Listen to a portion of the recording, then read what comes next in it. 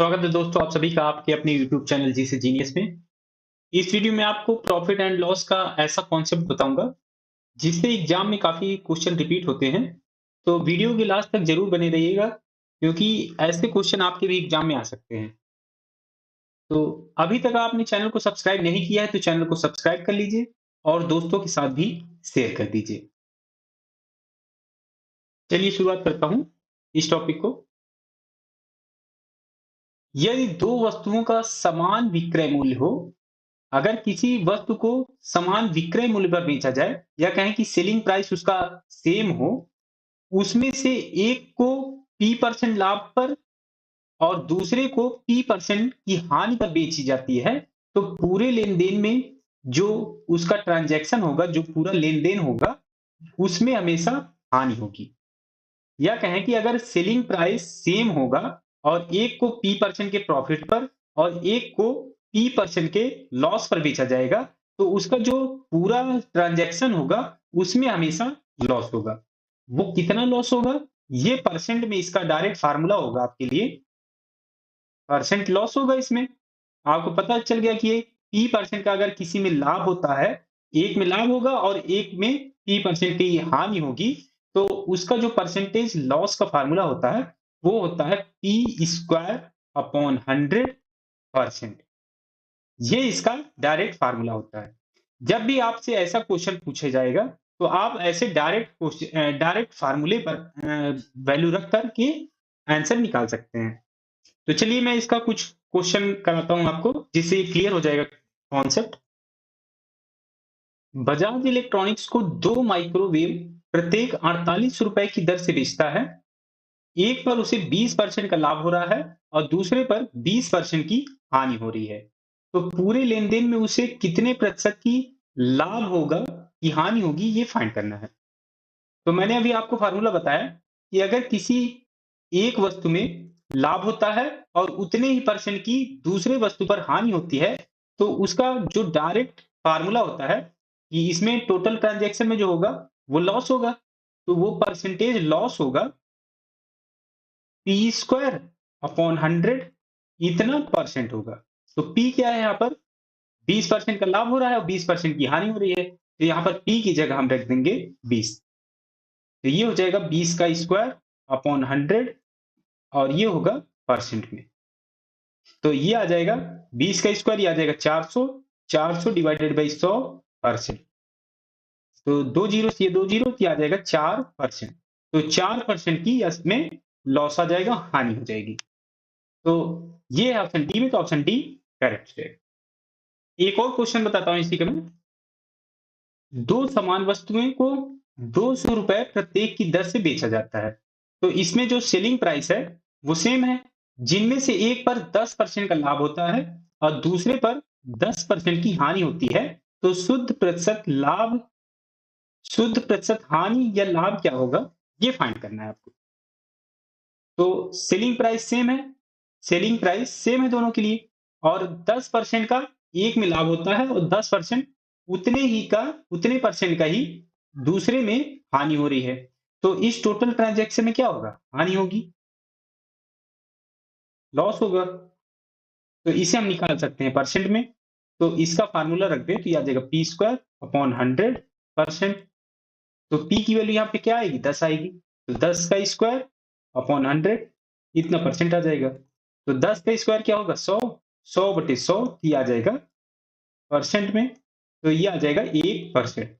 तो जो लॉस होगा वो हो जाएगा 1%। और ये दिया है ऑप्शन डी में, तो ऑप्शन डी करेक्ट हो जाएगा। ये भी आरआरबी जेई में एग्जाम में पूछा गया क्वेश्चन था।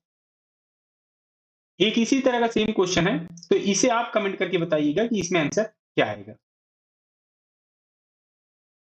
कमेंट जरूर करिएगा। कुछ और कॉन्सेप्ट बताता हूं मैं। यदि हानि 15% है, तो क्रय मूल्य और विक्रय मूल्य का अनुपात क्या होगा, ये फाइंड करना है। जब भी आपको किसी क्वेश्चन में क्रय मूल्य और विक्रय मूल्य कुछ भी ना दिया हुआ हो, तो आप क्रय मूल्य मानेंगे। क्रय मूल्य को क्या लिखते हैं? सीपी। और विक्रय मूल्य क्या लिखते हैं? एसपी। तो क्रय मूल्य आपको मानना है सीपी 100x। हमेशा 100x मानिए सीपी को, कॉस्ट प्राइस को, और सेलिंग प्राइस हमें इस सीपी से निकालना पड़ेगा, कॉस्ट प्राइस से। और इसमें जो क्वेश्चन में दिया हुआ है, यहाँ पे हानि दिया हुआ है, लॉस लॉस दिया हुआ है 15%। यहाँ पे सीपी हमेशा 100 के टर्म में ही क्यों मानेंगे?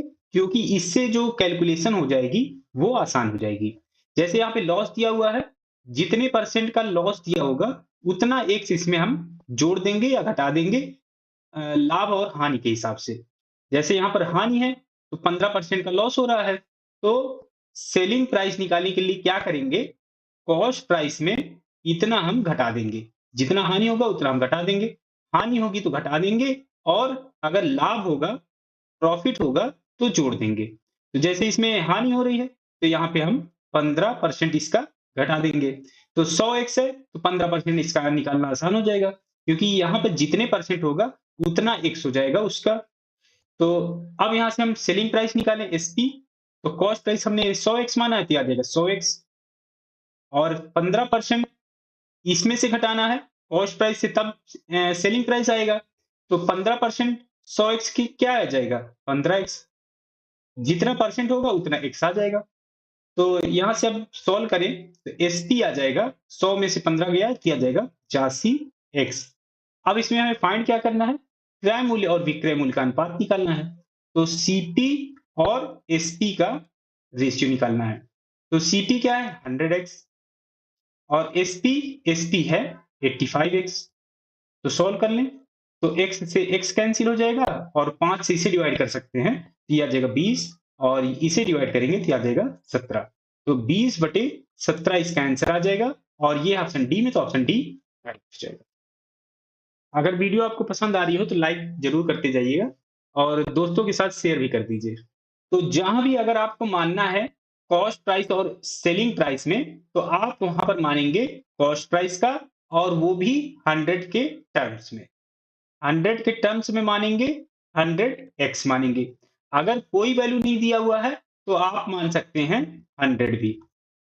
अगर कोई वैल्यू दिया हुआ होगा तो आपको 100x मानना है। अगर कोई भी वैल्यू नहीं दिया हुआ है क्वेश्चन में, तो आप 100 भी मान सकते हैं। तो चलिए कुछ क्वेश्चन आगे कराऊंगा, जिसमें आपको बताऊंगा कि 100x और 100 कहाँ कहाँ मानते हैं। तो चलिए और क्वेश्चन कराता हूं मैं आपको। एक आदमी ने दो स्टील की कुर्सियां प्रत्येक 800 रुपए पर बेची जा रही हैं। तो सेलिंग प्राइस दिया हुआ है, दो स्टील की कुर्सियां बेच रहा है, तो सेलिंग प्राइस 1 और सेलिंग प्राइस 2 दोनों इक्वल हैं। ये दिया हुआ है 800 के। एक पर उसे 25% का लाभ होता है, और दूसरे पर उसे 20% की हानि होती है।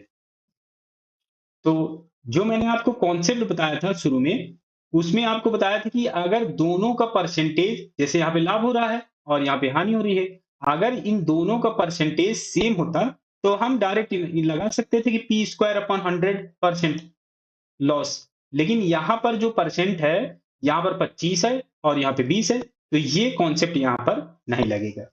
तो अब इसमें फार्मूला क्या लगाएंगे? तो हम यहाँ पर फार्मूला कोई भी नहीं अप्लाई कर सकते हैं। तो उसके लिए मैं आपको कॉन्सेप्ट बताता हूँ कि कैसे इसे सॉल्व करना है। तो जैसे यहाँ पे दिया है 25% का लाभ होता है, और एक में होता है 20% की हानि होती है। तो पूरे लेन-देन में उसे कितना लाभ या हानि होगी, ये फाइंड करना है। तो हमें लाभ या हानि जो होगी वो फाइंड करना है। तो इसके लिए हमें क्या निकालना पड़ेगा? CP1 भी निकालना पड़ेगा, और CP2 भी निकालना पड़ेगा। तो CP1 और CP2 निकाल लें, तभी हम निकाल सकते हैं कि लाभ होगा कि हानि होगी। तो CP1 कैसे निकाल सकते हैं? तो सेलिंग प्राइस 1 क्या हो जाएगा? पहला जो दिया हुआ है कि एक पर उसे 25% का लाभ हो रहा है, तो 25% का लाभ हो रहा है। ये CP1 और CP2 क्या है? ये है कॉस्ट प्राइस। तो कॉस्ट प्राइस में अगर हम पहले कॉस्ट प्राइस में 25% बढ़ा दें, क्योंकि लाभ हो रहा है, तो 25% अगर हम कॉस्ट प्राइस में बढ़ा देंगे, तो 125% हमें निकालना पड़ेगा कॉस्ट प्राइस का। तो 125 डिवाइडेड बाई 100, तो ये आ जाएगा CP1 में इतना मल्टीप्लाई कर देंगे, तो ये आ जाएगा सेलिंग प्राइस के इक्वल। तो सेलिंग प्राइस 1 क्या दी हुई है? ये दी हुई है 800, तो यहाँ पे हम वैल्यू रख दें 800। CP1 यहाँ से निकाल सकते हैं, 25 से इसे डिवाइड करें तो आ जाएगा 5, 25 से इसे डिवाइड करें तो आ जाएगा 4, और ये 5/4 इधर क्रॉस मल्टीप्लाई हो जाएगा, तो ये हो जाएगा 4/5, तो ये आ जाएगा CP1। तो 5 से इसे डिवाइड करें तो आ जाएगा 160, 160 गुणे 4 तो 640, तो CP1 आ जाएगा यहाँ से 640, 640 रुपए, ये था रुपए में, तो ये आ जाएगा CP1, जो कॉस्ट प्राइस 1 होगी वो आ जाएगा 640 रुपए। अब ऐसे ही हमें कॉस्ट प्राइस 2 निकालना है। कॉस्ट प्राइस 2 वो कैसे निकाल सकते हैं? तो यहाँ पे दिया हुआ है कि दूसरे पर उसे 20% की हानि होती है। तो 20% की हानि हो रही है, किस पर होगी? कॉस्ट प्राइस पर। तो कॉस्ट प्राइस पहले अगर CP2 है तो इसमें 20% कम कर दें, क्योंकि हानि हो रही है, कम 20% कम हो जाएगा कॉस्ट प्राइस से। तो 20% कम करें, 100 में 20 कम करें तो 80, और ये परसेंट में है तो ये आ जाएगा 100 से डिवाइड। तो ये किसके इक्वल हो जाएगा? सेलिंग प्राइस 2 की। तो जो विक्रय मूल्य दूसरा होगा वो इसके इक्वल हो जाएगा।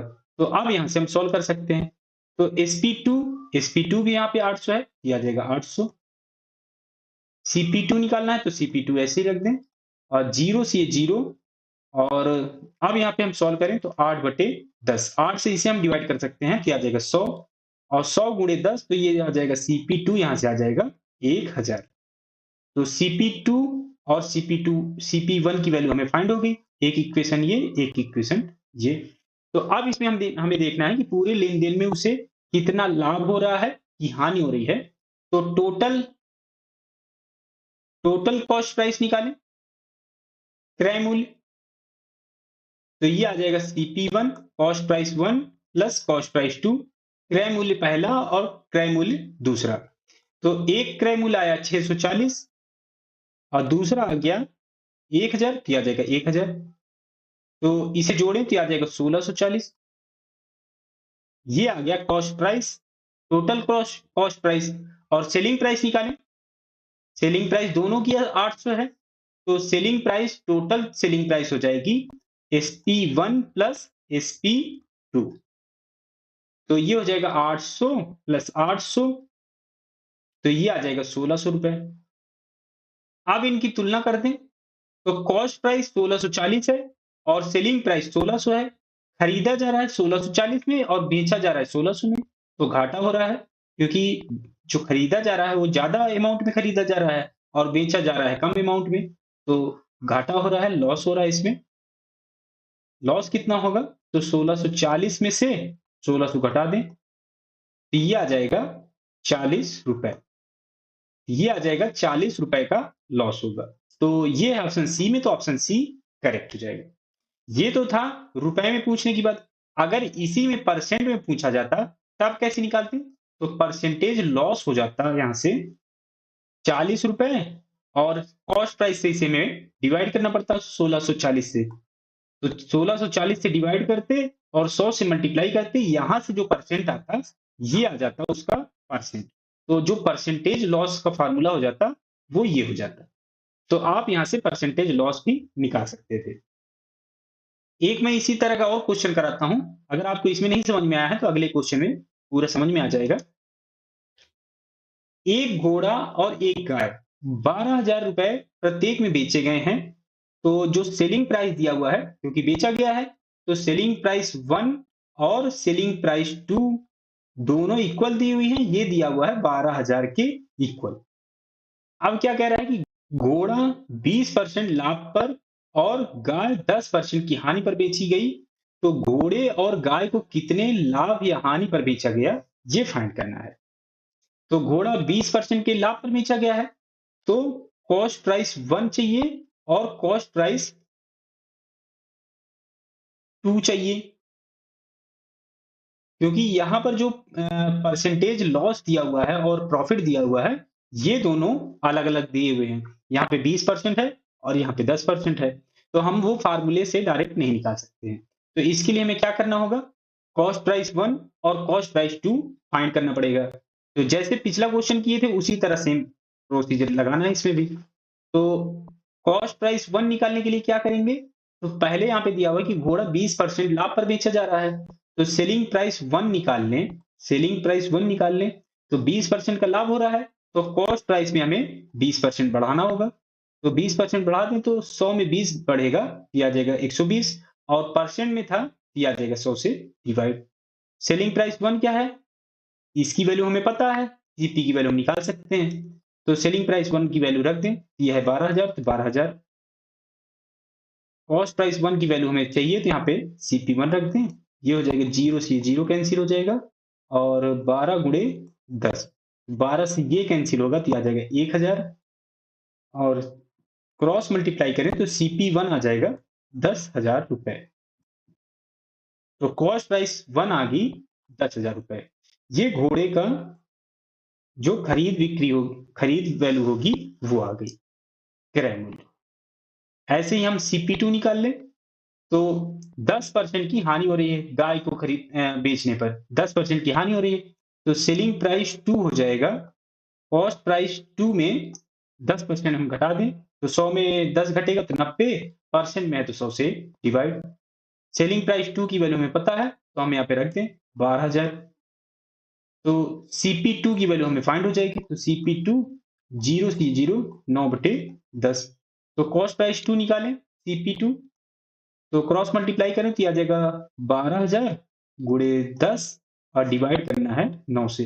तो 3 से डिवाइड करें तो आ जाएगा 3, 3 से इसे डिवाइड करें तो आ जाएगा 4,000।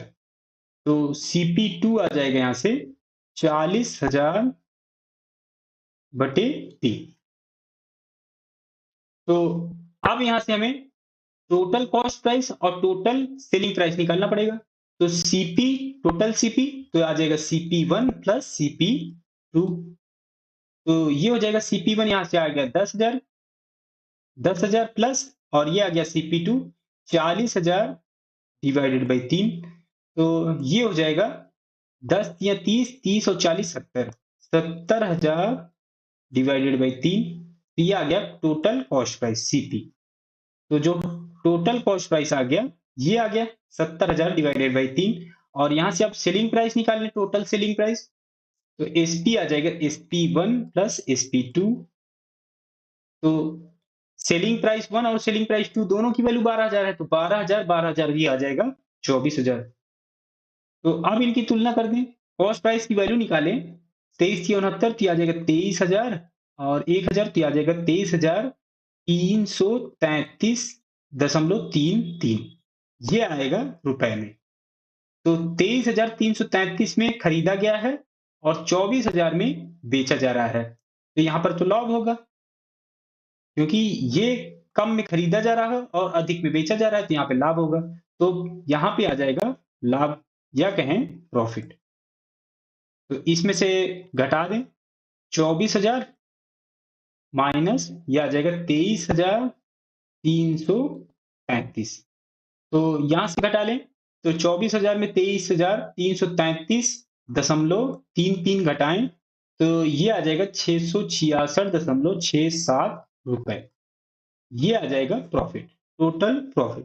तो ये ऑप्शन सी में, तो ऑप्शन सी करेक्ट हो जाएगा। तो एक बार मैं फिर से ओवरव्यू दे देता हूं इसका। तो ऐसे क्वेश्चंस में दो सेलिंग प्राइस दी हुई होगी और सेम प्राइस दी हुई होगी सेलिंग प्राइस की, तो हमें वहां से कॉस्ट प्राइस 1 और कॉस्ट प्राइस 2 निकालना है, और टोटल जो कॉस्ट प्राइस होगा और सेलिंग प्राइस होगा वो निकालना है। तो जैसे यहाँ पे कॉस्ट प्राइस टोटल निकाल लिया और यहाँ पे सेलिंग प्राइस निकाल लिया, अब इनकी तुलना कर देंगे।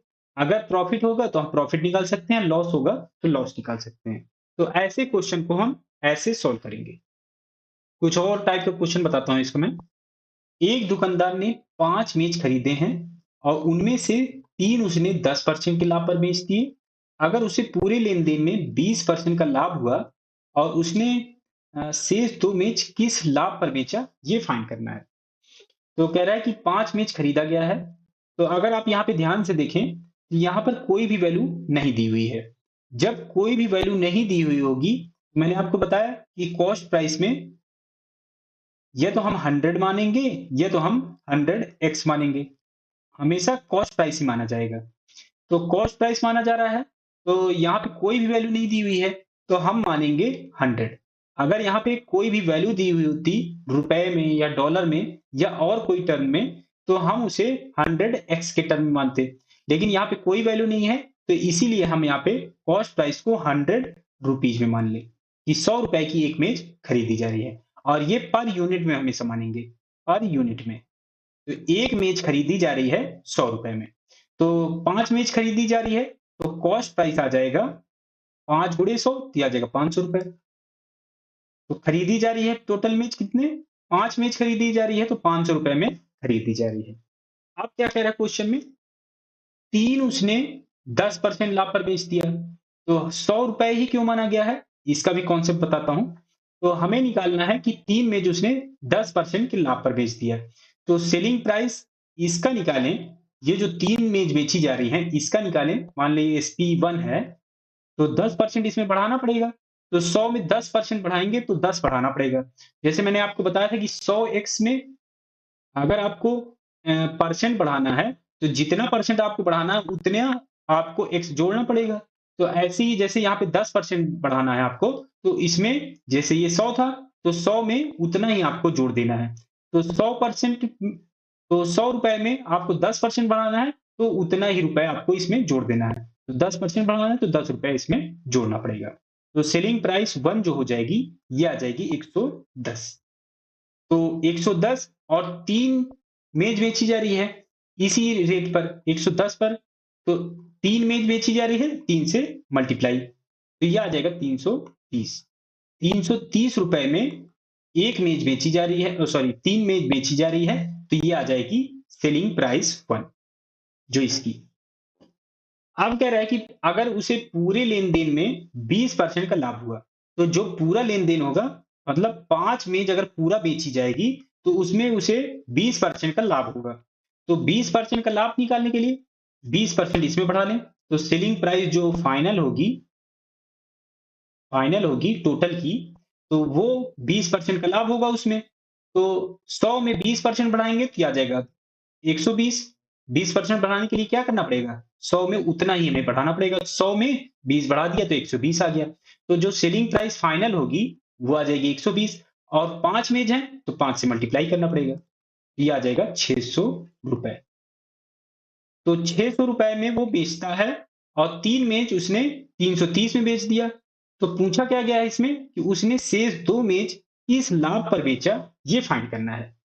तो 600 में उसने सभी मेज बेचा है, 600 में सभी मेज बेच दिया है, तो और 330 में उसने 3 मेज बेचा था, तो 2 मेज किस कीमत पे बेचेगा? इसमें से घटा दें 330, तो ये आ जाएगा 270। और इसका लाभ परसेंट बताना है कि किस लाभ पर बेचा गया था, तो ये तो आ गया रुपए में, और परसेंटेज प्रॉफिट का यहाँ पे फॉर्मूला लगा दें। तो 270 में बेची गई, तो SP minus CP upon CP into 100, यही फार्मूला होता है परसेंटेज प्रॉफिट का। तो एसपी क्या है 270, क्योंकि 270 में ये 2 मेज बेची जाएगी, तो 270 में से सीपी, सीपी क्या होगी, एक मेज का अगर 100 रुपए कीमत है, तो 2 का कितना होगा 200, डिवाइड करना पड़ेगा 200, और ये 100 से मल्टीप्लाई। आप इसे सॉल्व कर लें, तो 270 में 200 घटेगा तो ये आ जाएगा 70, और 2 जीरो से ये 2 जीरो कैंसिल, ये आ जाएगा 2, तो ये आ जाएगा 35%। तो जो परसेंटेज प्रॉफिट पूछा गया है कि उस 2 मेज को कितने प्रॉफिट में बेचा जाएगा, तो ये आ जाएगा 35%, और ये ऑप्शन डी में, तो ऑप्शन डी करेक्ट रहेगा। एक और क्वेश्चन कराता हूं इसी का मैं, जिससे आपको ये कॉन्सेप्ट बिल्कुल क्लियर हो जाएगा। एक दुकानदार ने 6 घड़ियां खरीदी है और उनमें से 4 उसने 10% नुकसान पर बेच दिया। तो 6 घड़ियां खरीदी जा रही हैं। एक बार और पढ़ लेते हैं इसमें कि कोई वैल्यू तो नहीं दी हुई है। अगर उसे पूरे लेन-देन में 20% का लाभ प्राप्त करना है, तो उसे शेष 2 घड़ियों को किस कीमत पर बेचना चाहिए? और ये जो बेचा जा रहा है, ये परसेंटेज में दिया हुआ है। किस कीमत पर नहीं होगा, यहाँ पर किस लाभ पर होगा। किस लाभ पर बेचा जाना चाहिए, ये फाइंड करना है यहाँ पे। तो यहाँ पे कोई वैल्यू दी नहीं हुई है, तो हम कॉस्ट प्राइस मान लें। कॉस्ट प्राइस 100 रुपए मान लें, 100 रुपए, और पर यूनिट मानेंगे तो 6 घड़ियां हैं, तो एक घड़ी का मानेंगे कि वो 100 रुपए है। तो टोटल कॉस्ट प्राइस क्या आ जाएगा, 6 गुणे 100, तो ये आ जाएगा 600। तो जो टोटल कॉस्ट प्राइस होगा 6 घड़ी का, वो आ जाएगा 600, क्योंकि हमने एक घड़ी का माना 100 रुपए। और कह रहा है कि 4 उसने 10% के नुकसान पर बेच दिया। तो सेलिंग प्राइस 1 निकालें तो 10% का नुकसान हो रहा है, तो कॉस्ट प्राइस में 10% घटा दें। तो कॉस्ट प्राइस कितना है? ₹100 और 10% इसमें से घटा दें तो 10 घट जाएगा, तो ये आ जाएगा 90। ₹90 प्रति घड़ी। और 4 घड़ी बेची जा रही है, तो सेलिंग प्राइस 1 हो जाएगी 90 गुणे 4, ये आ जाएगा 360। अब क्या कह रहा है कि अगर उसे पूरे लेन-देन में 20% का लाभ हुआ है। पूरे लेन-देन में मतलब कि अगर वो पूरी 6 घड़ी बेचे, तो उसको 20% का लाभ होता है। तो उसका सेलिंग प्राइस निकाल लें। सेलिंग प्राइस 2 निकाल लें या कहें टोटल का सेलिंग प्राइस निकाल लें। तो 20% का लाभ हो रहा है, तो कॉस्ट प्राइस में 20% जोड़ दें। कॉस्ट प्राइस ₹100 है, 20% इसमें जोड़ें तो 20 जुड़ जाएगा। ये आ जाएगा ₹120 और ये आएगा प्रति घड़ी। तो 6 घड़ी थी, तो ये हो जाएगा ₹720। तो जो सेलिंग प्राइस टोटल की होगी, वो आ जाएगी ₹720 और इसमें फाइंड क्या करना है? तो शेष 2 घड़ियों। तो पहले हम इनका डिफरेंस ले लें। तो शेष 2 घड़ियों का निकालने के लिए हमें क्या करना पड़ेगा सेलिंग प्राइस? तो ये जो टोटल वैल्यू है 720 एसपीटी से ये 4 घड़ियों का मूल्य घटा दें। 4 घड़ियों का मूल्य घटा दें, SP1 घटा दें, तो ये आ जाएगा 720 माइनस ये आ जाएगा 360। तो 720 में 360 घटाएं तो ये आ जाएगा ₹360। तो ये आ जाएगा 2 घड़ियों का मूल्य, जो सेलिंग प्राइस होगी उसकी। तो लाभ पर हमें निकालना है, तो परसेंटेज लाभ निकालें। लाभ, प्रॉफिट, तो ये आ जाएगा, तो ये आ गया selling price 360। 360 minus cost price क्या है? 2 घड़ियों क्या हो जाएगा? 100 गुणे 2 तो ये आ जाएगा 200। कॉस्ट प्राइस से डिवाइड भी करना पड़ेगा और 100 से मल्टीप्लाई। तो अब यहां से निकालें तो 360 में से 200 घटे तो ये आ जाएगा 160 बटे 200 और ये हो जाएगा 100 से मल्टीप्लाई। 0 से 0 कैंसिल हो जाएगा, 2 से इसे काटें तो ये आ जाएगा 80। तो जो लाभ परसेंट होगा वो 2 घड़ियों का, जो शेष 2 घड़ी होंगी उन्हें बेचना पड़ेगा 80% के लाभ पर। तो ये है ऑप्शन सी में, तो ऑप्शन सी करेक्ट हो जाएगा। इसी कॉन्सेप्ट का एक और क्वेश्चन कराता हूं मैं आपको। एक दुकानदार ने 20% नुकसान पर 6 घड़ियां बेच दी है। उसके उस लाभ को ज्ञात करें जिस पर उसे टीवी बेचना चाहिए ताकि जीरो नुकसान हो। टीवी का लागत मूल्य प्रत्येक घड़ियों से 3 गुना है। तो 6 रेडियो बेचे जा रहे हैं 20% के नुकसान पर और एक टीवी बेचा जा रहा है, एक टीवी बेचना है ताकि जीरो नुकसान हो। तो यहाँ पर जो नुकसान हो उसकी भरपाई करने के लिए एक टीवी बेची जा रही है और दिया हुआ है कि टीवी का लागत मूल्य प्रत्येक रेडियो से 3 गुना है।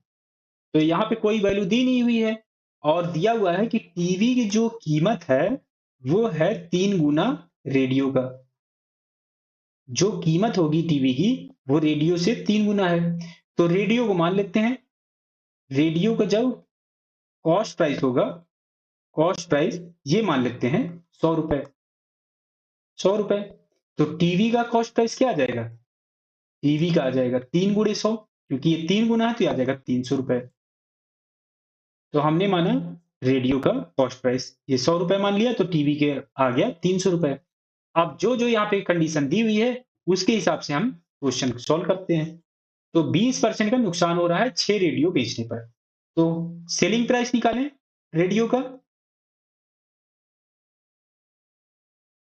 20% का नुकसान हो रहा है, तो ₹100 की खरीद हो रही है, तो 20% का इसमें नुकसान निकालें, तो कॉस्ट प्राइस में 20% कम करना पड़ेगा।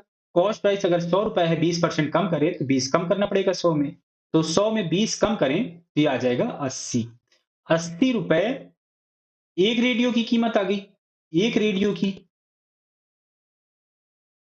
तो 6 रेडियो बेचे जा रहे हैं, तो 6 गुणे 80, 6 गुणे 80, ये आ जाएगा सेलिंग प्राइस रेडियो की।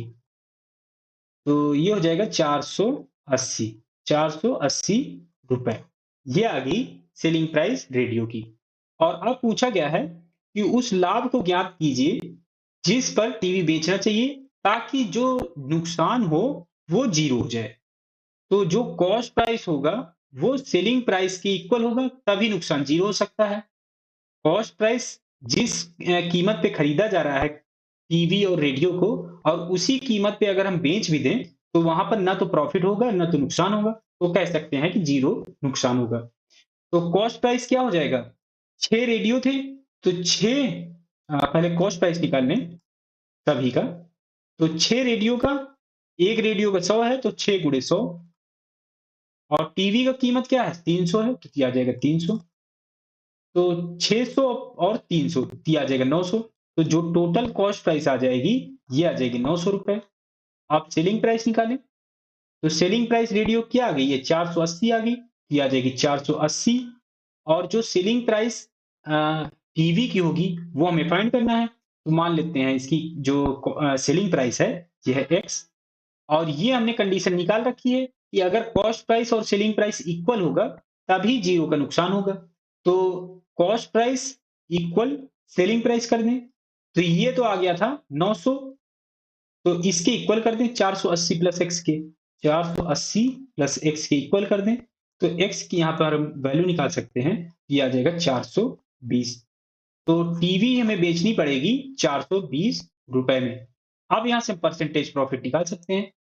तो selling price minus cost price upon cost price गुणे 100। तो सेलिंग प्राइस क्या है? 420, और कॉस्ट प्राइस यहाँ पे 300 है। कॉस्ट प्राइस 300 है गुणे 100। तो 420 में से 300 घटेगा तो ये आ जाएगा 120, और ये आ जाएगा 300 गुणे 100। दो जीरो से दो जीरो, तीन से ये कटेगा तो ये आ जाएगा 40। तो ये हो जाएगा 40%। तो जो प्रॉफिट होगा, जो प्रॉफिट हमें लेना पड़ेगा टीवी में, ये लेना पड़ेगा 40% का। तो ये ऑप्शन ए में, तो ऑप्शन ए करेक्ट हो जाएगा। कुछ और क्वेश्चन कराता हूं इसी का मैं। जॉन 4 पुराने ट्रैक्टर 2 लाख में खरीदता है। उसने इन 4 ट्रैक्टरों के रख रखाव और मरम्मत में कुल 3 लाख रुपए खर्च किए। तो 2 लाख में तो खरीदा गया है ट्रैक्टर को, और 3 लाख इसके मरम्मत में और रख रखाव में खर्च कर दिए। तो कॉस्ट प्राइस में ये भी जुड़ जाएगा।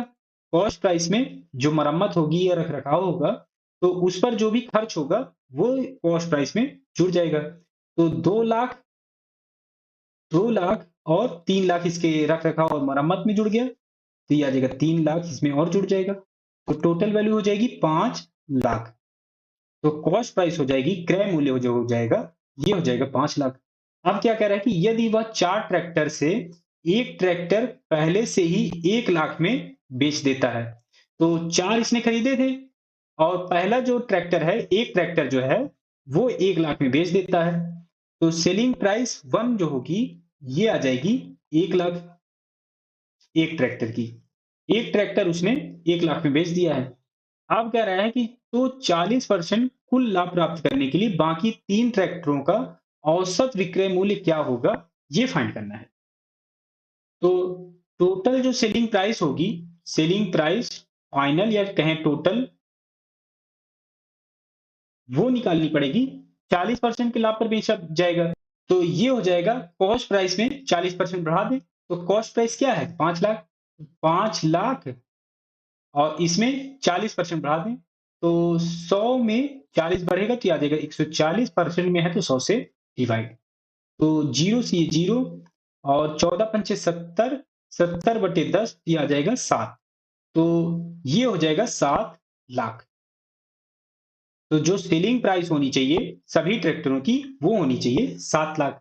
और एक ट्रैक्टर इसमें 1 लाख का बिक गया है, तो इसमें से घटा दें, ये आ जाएगा 6 लाख। तो ये जो सेलिंग प्राइस आएगी 3 ट्रैक्टरों की, ये आ जाएगी 6 लाख। और हमें औसत बिक्री निकालना है। औसत बिक्री ये तो 3 का हो गया, 3 ट्रैक्टर का। तो एक ट्रैक्टर का निकालें, तो ये 6 लाख में 3 से डिवाइड करना पड़ेगा। 3 से डिवाइड कर देंगे तो ये आ जाएगा 2 लाख रुपए, रुपीज। तो एक की कीमत आ जाएगी 2 लाख रुपए। तो जो बाकी ट्रैक्टर होंगे उन्हें बेचना पड़ेगा 2 लाख रुपए में। ऑप्शन सी करेक्ट हो जाएगा। कुछ और टाइप के क्वेश्चन मैं बताता हूँ। ₹1000 के क्रय मूल्य वाली एक वस्तु को 5% हानि पर बेचा जाता है और प्राप्त धन से खरीदी गई एक अन्य वस्तु को पुनः 5% लाभ पर बेचा जाता है। तो इसमें कितना लाभ होगा या हानि होगी, ये फाइंड करना है। तो 1000 का क्रय मूल्य वाली वस्तु है, उसमें 5% की हानि हो जाती है। तो सेलिंग प्राइस निकाल लें। बेची जा रही है तो सेलिंग प्राइस निकाल लें। तो ₹1000 में 5% की हानि हो रही है। तो 100 में 5 घटाएं तो आ जाएगा 95 और परसेंट में है तो 100 से डिवाइड। 2 जीरो से 2 जीरो कैंसिल तो आ जाएगा 950। तो जो सेलिंग प्राइस होगी, जो ये वस्तु बेची जा रही है, ये बेची जा रही है ₹950 में। अब कह रहा है कि प्राप्त धन से ये जो ₹950 आया, इससे खरीदी गई एक अन्य वस्तु को 5% लाभ पर बेचा जाता है। तो जो सेलिंग प्राइस 2 होगी, ये तो उसके लिए आ जाएगा कॉस्ट प्राइस। तो कॉस्ट प्राइस आ गया यहाँ पर 950। तो 950 में कह रहा है कि अब 5% का लाभ मिल रहा है। तो 5% का लाभ इसमें बढ़ा दें। तो अब इसमें 5% बढ़ा दें क्योंकि लाभ हो रहा है। तो सेलिंग प्राइस 2 हमें फाइंड हो जाएगी। तो 100 में 5 बढ़ेगा तो आ जाएगा 105 डिवाइडेड बाई 100। तो अब यहाँ से हम सेलिंग प्राइस 2 निकाल लें। तो 0 से ये 0 और 95 और 105 का हम मल्टीप्लाई करें वैदिक मैथ से, तो ये 100 में 5 कम है तो ये आ जाएगा -5 और ये 100 में 5 ज़्यादा है तो ये आ जाएगा +5। तो इन दोनों का मल्टीप्लाई करें तो ये आ जाएगा -25, क्रॉस ऐड करें तो 95 और 5 100। 100 -25 ये आ जाएगा 9975। तो इसे मैंने वैदिक मैथ से निकाला है। अगर वैदिक मैथ आप भी सीखना चाह रहे हैं तो मैं आपको डिस्क्रिप्शन बॉक्स में लिंक दे दूंगा, आप वैदिक मैथ सीख सकते हैं। तो ये आ गया 9975 और डिवाइड में 10 था तो ये आ जाएगा 10। तो इसे सॉल्व करें तो ये आ जाएगा 997.5 तो अब कह रहा है कि इसमें कितना हानि या लाभ होगा, ये फाइंड करना है। तो जो कीमत पहले 1000 थी, अब हो गई 997.5 जो कि इससे घट गई। तो यहां पर आएगा हानि, हानि या कहें लॉस। तो 1000 में 997.5 घटा लें तो ये आ जाएगी हानि उसकी। तो 2.5 यहां से रुपए की हानि होगी। तो यहां पे देखें तो ये है ऑप्शन बी में, तो ऑप्शन बी करेक्ट हो जाएगा। एक बार मैं फिर से बता देता हूं। पहले 1000 की वस्तु को 5% की हानि पर बेचा जाता है और तो ये वैल्यू निकलती है जो सेलिंग प्राइस आएगी 950 आ गई।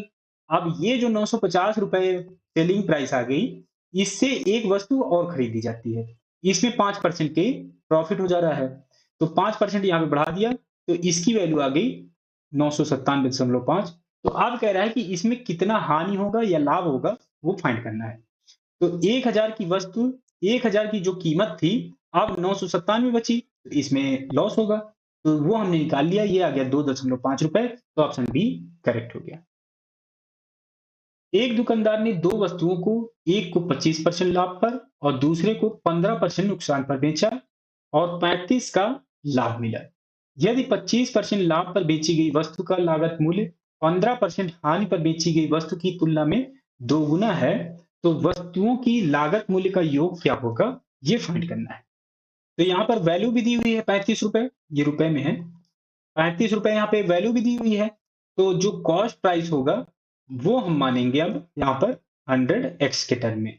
अगर यहाँ पे ये वैल्यू ना दी हुई होती तो हम 100 मानते, लेकिन यहाँ पे वैल्यू दी हुई है तो इसीलिए हम यहाँ पे मानेंगे 100x।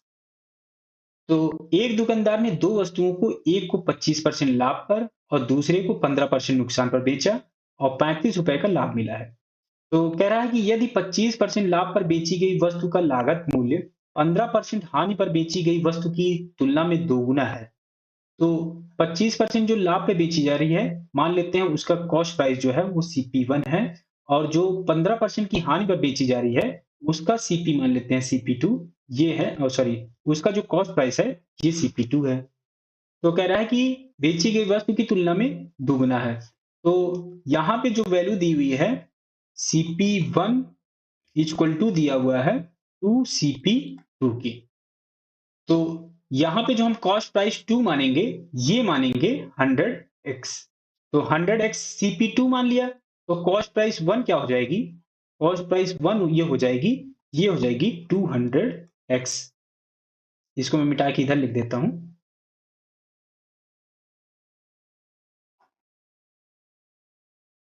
तो CP1 हो जाएगी 200x। और इसमें हमें फाइंड करना है CP1 प्लस CP2। तो 100 और 200 ये हो जाएगा 300x। 300x की वैल्यू हमें फाइंड करनी है इसमें। तो इसके लिए हमें क्या करना पड़ेगा? x की वैल्यू हमें फाइंड करना पड़ेगा। तो x की वैल्यू फाइंड करने के लिए ये जो रिलेशन दिया हुआ है, इससे हमें वैल्यू निकालनी पड़ेगी x की। ए को 25% के लाभ पे बेचा जा रहा है, तो जो सेलिंग प्राइस 1 होगी, वो कैसे निकाल सकते हैं? कॉस्ट प्राइस 1 में 25% बढ़ा दें, तो 125 डिवाइडेड बाई 100। तो कॉस्ट प्राइस 1 क्या है? ये है 200x। 200x में 125 बटे 100 कर दें, तो 2 जीरो से ये 2 जीरो, ये हो जाएगा 250x। तो सेलिंग प्राइस 1 हो जाएगी 250x। और अब निकालें, दूसरे को 15% नुकसान पर बेचा गया। तो दूसरे को 15% नुकसान पे बेचा गया है, तो ये हो जाएगा SP2 जो आ जाएगा यहाँ से, कॉस्ट प्राइस 2 में 15% घटा दें, तो 85 बटे 100 से मल्टीप्लाई। कॉस्ट प्राइस 2 क्या है? ये 100x माना गया है, ये आ जाएगा 100x। ये हो जाएगा 85 बटे 100, 100 से ये 100, ये आ जाएगा 85x। ये आ जाएगा सेलिंग प्राइस 2। अब कह रहा है कि 35 रुपए का लाभ मिला। जो टोटल ट्रांजैक्शन होगा उसमें 35 रुपए का लाभ मिला। तो selling price, total selling price क्या हो जाएगी? Selling price 1 plus selling price 2। तो सेलिंग प्राइस 1 ये हो जाएगी 250x प्लस ये हो जाएगी 85x। तो ये हो जाएगा 250 और 85, ये आ जाएगा 335x। तो सेलिंग प्राइस आ जाएगा 335x। और कॉस्ट प्राइस यहां से आ जाएगी। कॉस्ट प्राइस हम यहाँ पे निकाले हुए हैं। कॉस्ट प्राइस क्या आ गई? यहाँ से 300x, ये आ जाएगी 300x। अब कह रहा है कि टोटल ट्रांजैक्शन में 35 रुपए का लाभ मिला है। तो टोटल लाभ मिल रहा है 35 रुपए का, तो प्रॉफिट हो जाएगा total selling price minus total cost price. तो सेलिंग प्राइस है 335x और कॉस्ट प्राइस है 300x, तो 300x इसमें से घटा लें, तो ये प्रॉफिट के इक्वल हो जाएगा। प्रॉफिट है 35 रुपए, तो 35 ये हो जाएगा। तो 35 इक्वल टू ये हो जाएगा 335 में से 300 घटेगा, ये आ जाएगा 35x। तो x की वैल्यू यहां से क्या आएगी? x की वैल्यू यहां से आ जाएगी 1 रुपए। 1 रुपए यहां से x की वैल्यू आ गई। और यही हमें कॉस्ट प्राइस यहाँ पे टोटल वैल्यू की फाइंड करनी थी। तो 300 गुणे 1 तो आ जाएगा 300 रुपए। तो जो कॉस्ट प्राइस होगा, लागत मूल्य होगा दोनों वस्तुओं का, ये आ जाएगा 300 रुपए। Option C correct. कुछ और टाइप का क्वेश्चन बताता हूं मैं। ए बी को 25% लाभ पर 300 रुपए में माल बेचता है। बी इसे 10% हानि पर सी को बेचता है। इस सौदे में सी का क्रय मूल्य ए के क्रय मूल्य के कितने प्रतिशत के बराबर है, ये फाइंड करना है। तो इस क्वेश्चन में दिया हुआ है कि ए बी को बेचता है और बी जो है वो सी को बेच देता है। तो इसमें पूछा क्या गया है कि ए के क्रय मूल्य के कितने प्रतिशत के बराबर होगा सी का क्रय मूल्य। तो सी का क्रय मूल्य जो है ए के टर्म में हमें फाइंड करना है। तो हमें ये जो वैल्यू यहाँ पे दी हुई है, इसकी जरूरत तो है ही नहीं है, क्योंकि इसके टर्म में हमें फाइंड करना है, परसेंटेज में वो भी। तो ए के क्रय मूल्य के टर्म में हमें निकालना है। तो ए का हम क्रय मूल्य मान लें, ए का क्रय मूल्य मान लेते हैं सीपी, ये मान लेते हैं 100x। अब ए जो है बी को 25% के लाभ पे बेच रहा है, तो बी का कॉस्ट प्राइस क्या आ जाएगा? ए में ए का जो कॉस्ट प्राइस होगा, क्रय मूल्य, उसमें 25% बढ़ा दें, तो 100x। 25% बढ़ाएंगे तो 25, इसमें 25x और जुड़ जाएगा, तो 100x की जगह हो जाएगा ये 125x। अब कह रहा है कि बी जो है वो सी को बेच रहा है। तो सी का जो कॉस्ट प्राइस होगा वो क्या हो जाएगा?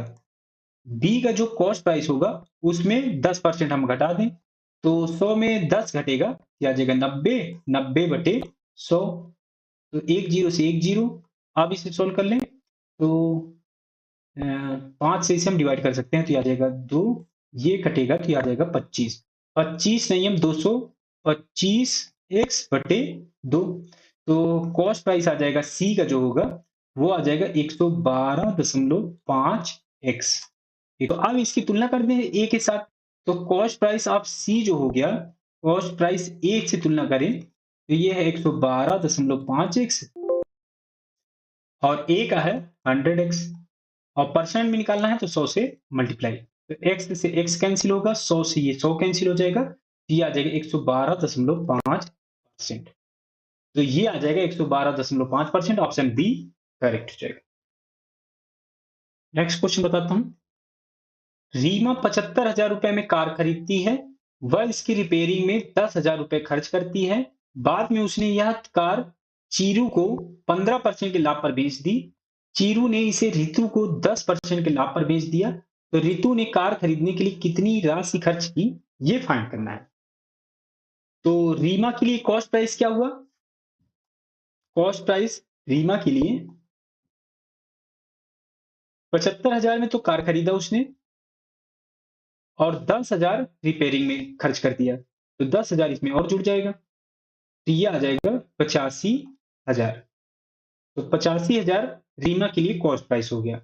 अब कह रहा है कि इसने कार चीरू को 15% लाभ पर बेच दी, तो चीरू के लिए कॉस्ट प्राइस क्या हो जाएगी?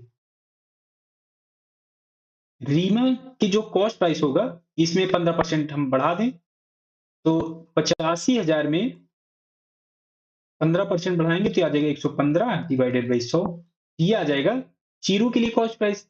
अब कह रहा है कि चीरू ने इसे रितु को बेच दिया 10% के लाभ पर, तो 10% इसमें और बढ़ा दें, चीरू की जो कॉस्ट प्राइस होगा, तो ये आ जाएगा कॉस्ट प्राइस रितु का। तो इसमें से, तो इसमें हमें 85,000 गुणे 115 डिवाइडेड बाई 100 गुणे, ये हो जाएगा 10% इसमें और बढ़ाना है तो 110 डिवाइडेड बाई 100। तो अब इसे सॉल्व कर लें, यही इसका आंसर हो जाएगा।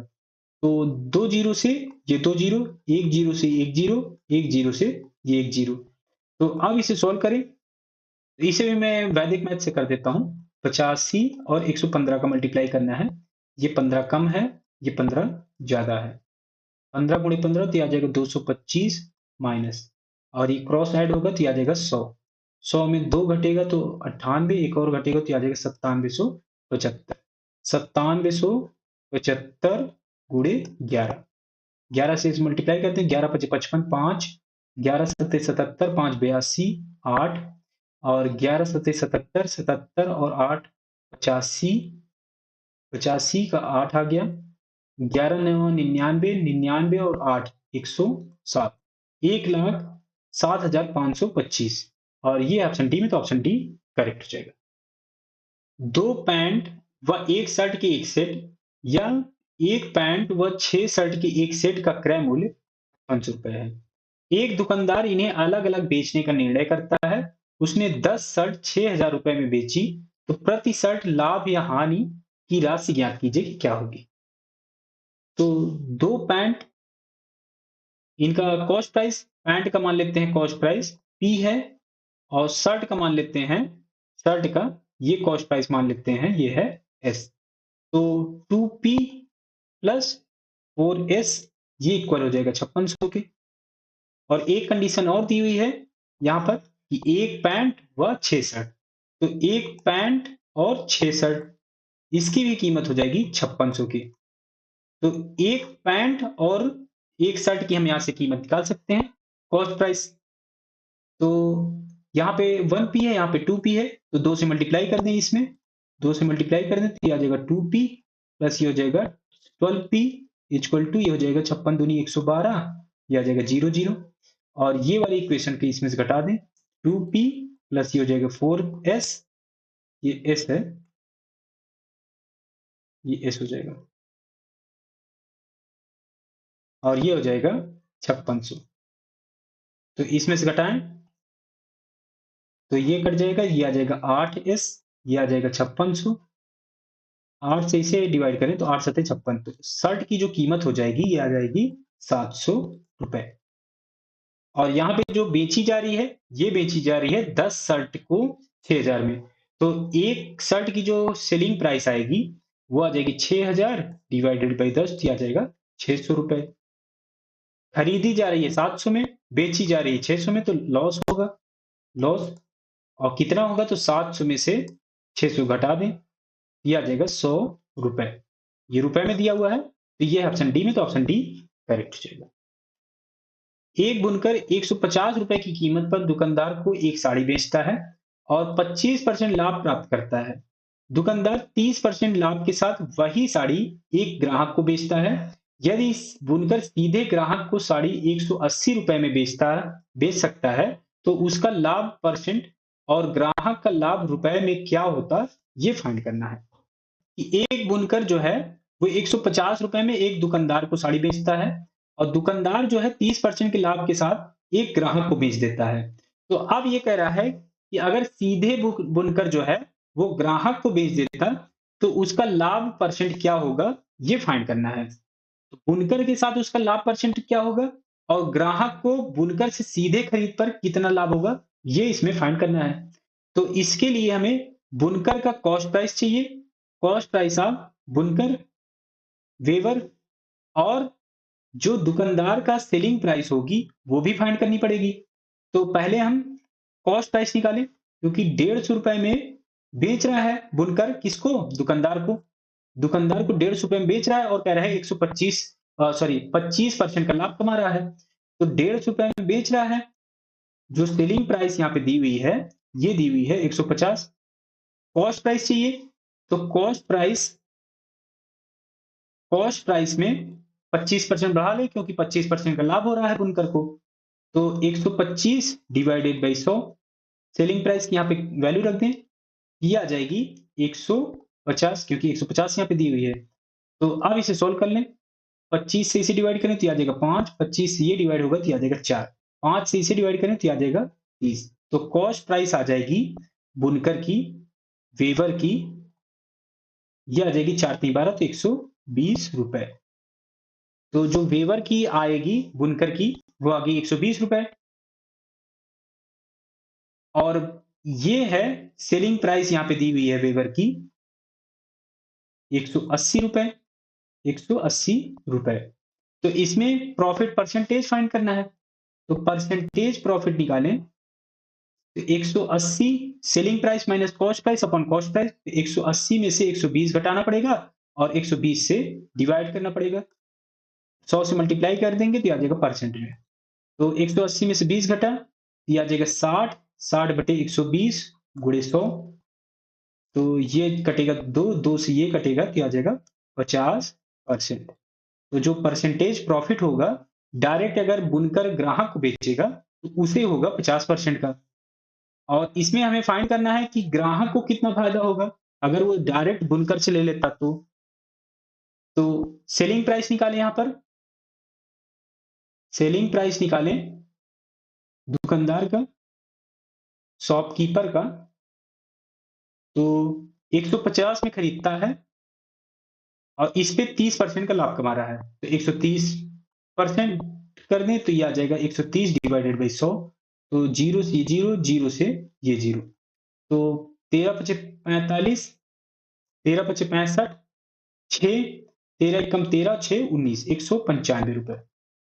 तो इसका जो सेलिंग प्राइस आएगा वो आ जाएगा 195 रुपए।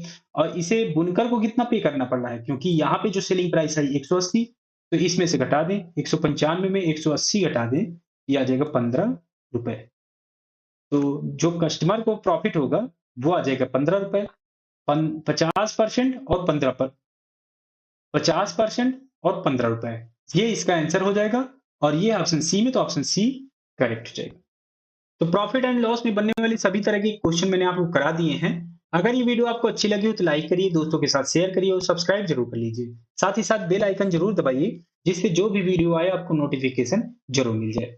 तो मिलते हैं नए वीडियो के साथ, तब तक आप इन क्वेश्चंस की प्रैक्टिस करिए और किसी भी क्वेश्चन में कोई डाउट है या कोई क्वेश्चन और पूछना है आपको, तो कमेंट करके ज़रूर पूछिएगा।